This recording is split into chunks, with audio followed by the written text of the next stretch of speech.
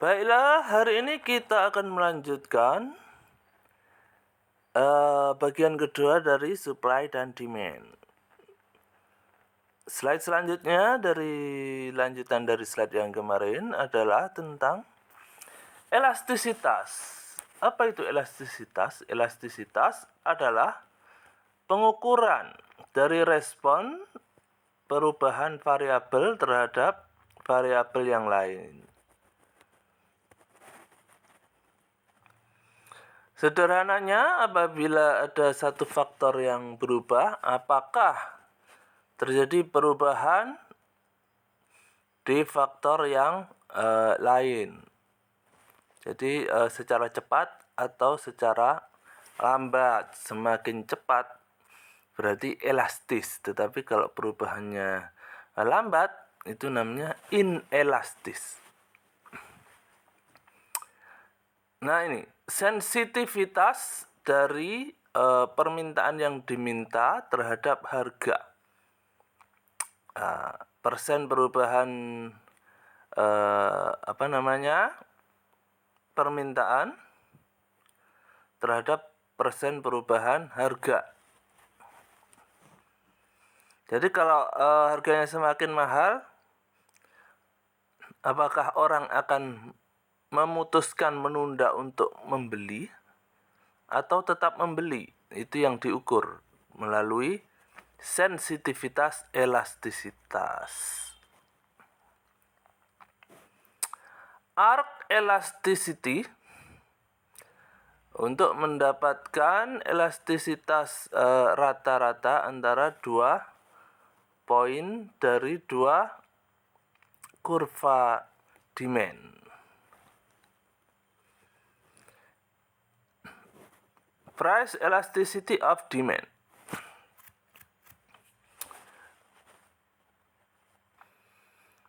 Demand itu dianggap elastis kalau mempunyai nilai lebih dari 1. Macam-macam elastisitas, ya kan tadi ya. Elastis kalau perubahan permintaan yang diminta lebih besar daripada proporsi perubahan harga. Tidak elastis, inelastis kalau perubahan demand-nya itu lebih kecil daripada perubahan harganya. Ini slope-nya ya. Slope itu ini kemiringan. Nah, ini kemiringan diukur dari delta price per delta Q. Ini rumusnya.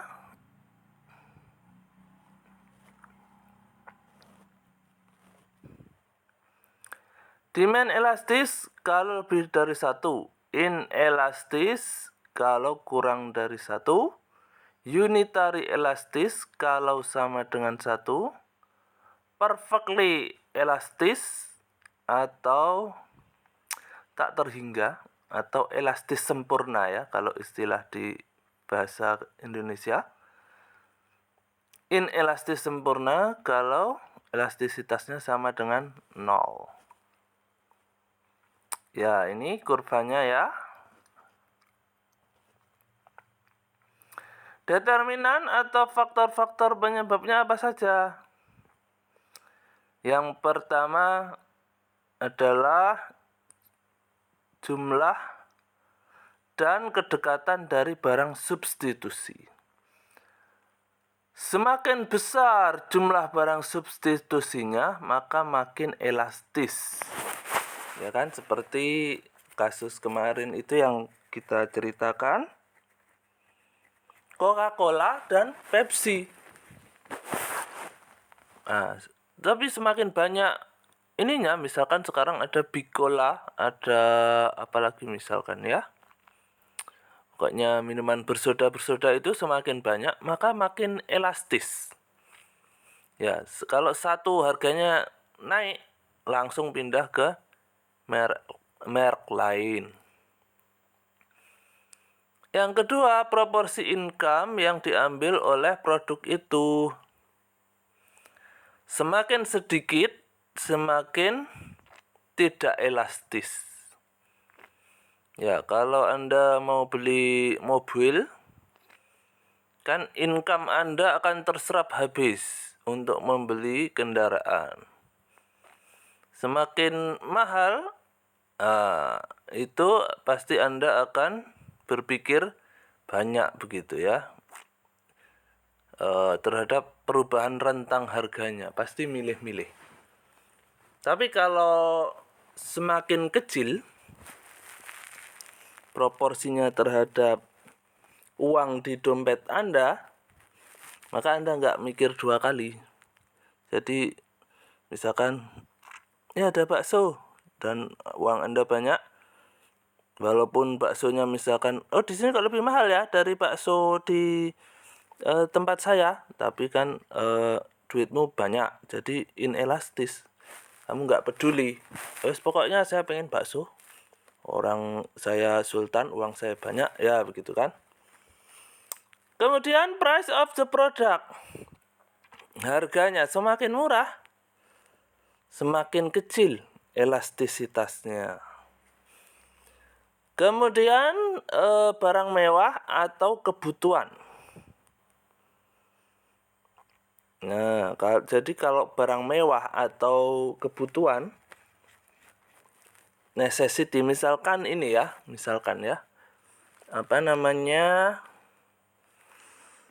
obat-obatan untuk orang-orang tertentu itu inelastis ya.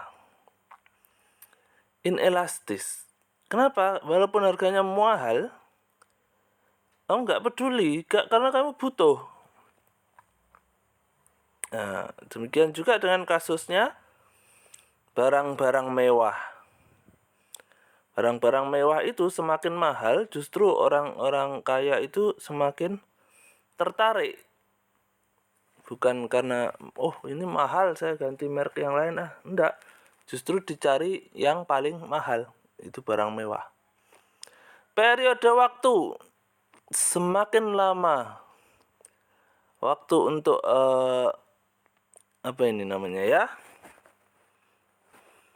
waktu untuk memutuskan beli atau tidak, maka barangnya semakin elastis. Cross price elastisitas. Jadi harga silang. Cross price elastisitas itu positif ketika barangnya substitusi, kayak Pepsi dan Coca-Cola kemarin ya. Kemudian kalau negatif ketika barangnya adalah komplementer atau pelengkap. Nah, ini rumusnya. Income elasticity of demand. Income ya, pendapatan. Elastisitas income-nya itu positif ketika barangnya itu barang normal. Negatif ketika barangnya barang inferior. Jadi sederhananya kalau terjadi perubahan terhadap isi dompetmu, begitu ya, misalkan kalian naik pangkat begitu ya, dari supervisor menjadi manajer misalkan. Nah, itu untuk barang-barang inferior itu negatif gitu ya. Misalkan dulu contohnya barang inferior itu sesuatu yang akan kalian tinggalkan kalau pendapatanmu naik. Misalkan dulu pakai sabun batangan, begitu kamu naik kelas, sekarang sudah pakai sabun cair yang lebih mahal, berkali-kali lipat harganya.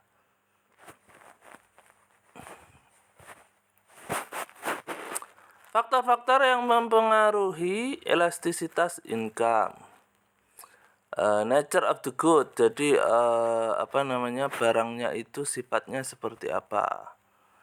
Kalau barang inferior, negatif elastisitas income-nya. Kalau normal, positif. Kalau barang mewah, elastisitasnya lebih besar daripada 1. Kalau barang kebutuhan itu kurang dari 1.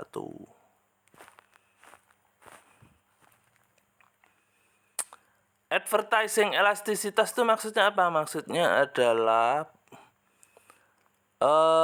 kira-kira kalau saya nambah budget promosi saya, itu penjualan saya nambah berapa begitu ya. Nah, kalian sebagai pengusaha nanti coba-coba begitu ya.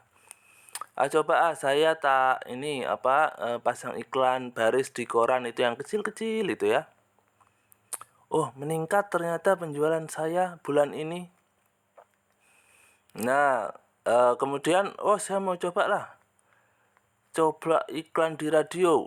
Nah, ternyata penjualannya meningkatnya tidak signifikan begitu ya. Ternyata sudah saya iklan mahal-mahal di radio, persen perubahan dari penjualannya nggak signifikan. Berarti rugi dong. Mendingan saya tetap iklan di koran saja, lebih murah, tetapi tetap tetap menghasilkan. Contohnya seperti itu. Elastisitas dan total revenue. Ya, jadi menurut teori ya, kalau demand-nya itu elastis, misalkan tadi ya Coca-Cola sama Pepsi, perubahan di harga akan menurunkan total revenue. Ya. Kalau inelastis, perubahan harga akan meningkatkan total revenue. Jadi misalkan kalian jualan ini garam ya, garam itu kan inelastis ya. Soalnya mau mahal mau murah orang tetap beli garam ya. Nah misalkan terjadi kenaikan harga, wah perusahaanmu akan menambah pundi-pundi kekayaanmu karena orang tetap beli walaupun harganya naik. Total revenue itu maksimal ketika demand-nya itu unitary elastis. Nah, ini ya. Harga naik, revenue naik. Elastisitas kurang dari 1. Harga naik, revenue turun, berarti elastisitasnya lebih dari 1.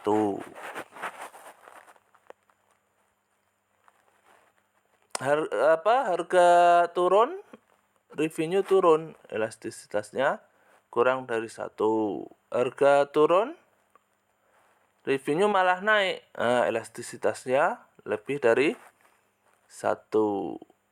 Kalau harganya naik atau turun, tetapi revenue-nya tetap konstan, berarti elastisitasnya sama dengan 1. Marginal revenue. Apa itu marginal revenue? Marginal revenue adalah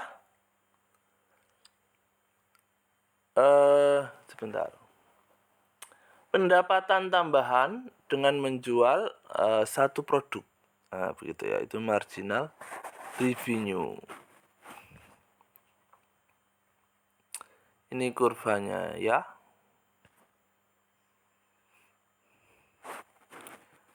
Total revenue maksimal ketika di ujung kurva itu ya. Elastisitas supply. Kalau inelastis kurang dari 1, maka supplier kesulitan untuk merubah harga. Kalau elastis, supplier bisa cepat merubah harga. Paradox of bumper harvest. Jadi begini, paradox of bumper harvest itu terjadi ketika panen itu terjadi sangat bagus begitu ya, nggak ada bencana, nggak ada hama, kemudian hasilnya juga melimpah. Nah, akan tetapi para petani kan berharap, oh ini hasilnya bagus, pasti kita untung besar. Tetapi ternyata permintaan dari pasar itu tetap begitu ya. Nah, sehingga apa yang diharapkan para petani itu tidak terjadi.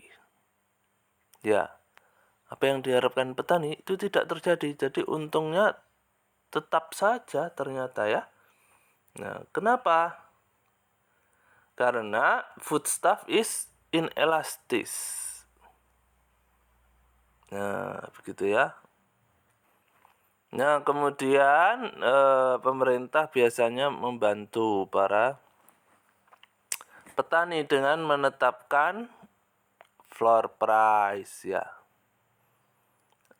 Agar ini maksudnya subsidi dari pemerintah ya. Jadi pemerintah menetapkan kebijakan untuk mematok harga minimal dari hasilnya Pak Tani itu, agar Pak Tani tidak rugi terlalu besar. Aplikasi dari elastisitas pada perpajakan begitu ya. Jadi kalau saya baca sumber yang lain, misalkan begini ya,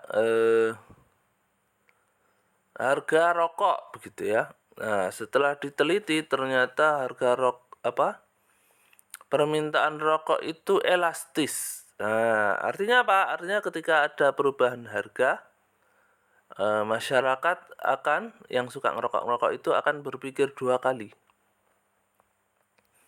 Nah, karena pemerintah tahu efek buruk dari rokok, akhirnya pemerintah memberlakukan pajak terhadap rokok. Tujuannya apa? Tujuannya agar yang merokok itu berkurang. Oh, harga rokok mahal, nggak jadi ngerokok deh. Nah, tujuannya aslinya sebetulnya seperti itu. Contohnya di di Saudi sana ya. Itu harga rokok mahal sekali. Konon katanya orang Indonesia yang nggak tahan kalau nggak ngerokok itu harus bawa rokok sendiri dari Indonesia daripada beli rokok mahal di Saudi ketika mereka pergi umroh atau pergi haji. Oke, itu saja dari saya. Semoga bisa dipahami. Kalau ada yang kurang jelas, silakan ditanyakan di WhatsApp group atau boleh juga di kolom komentar. Terima kasih.